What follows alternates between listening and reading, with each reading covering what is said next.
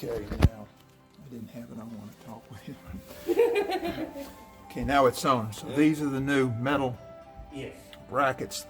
They go all the way up, Attach on the plunge. and you got 4 of them. They replace the wood.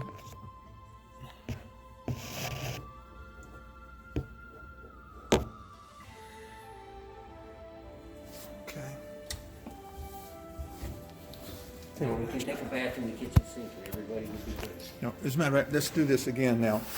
Explain what was there, because I didn't have the camera on. These are cleats used to hold up the sink. This was pressing against the sink flange and sitting at an angle like this with approximately a ½ inch of screw holding it up. Wow.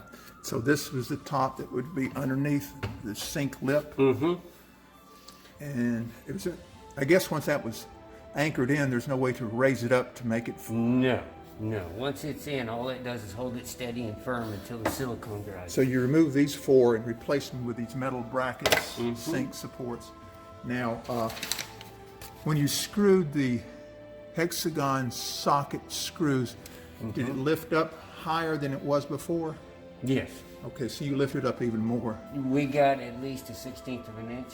Raised. The back corner went up probably an 1/8 of an inch. So there was actually a There gap was a little gap back there. before using these 4 supports. It's not all Yes. the way tight.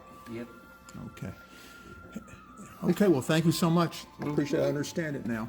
Appreciate it. And that's where it's no longer any gap around the... No, it's clean. It looks beautiful. Now, will we have to adjust this in the You future? shouldn't have to, but I would put that in the Yeah. toolbox anyhow. We'll put it in the toolbox right here. There you go. And then if we ever see any gap there, we can adjust it up. Yep. That's all you do is excellent. turn it clockwise and it'll come back up again. And these metal brackets are a lot stronger than these 4. Oh. Yeah. They just made these themselves. This homemade drill. It's nothing I've seen before. Thank you.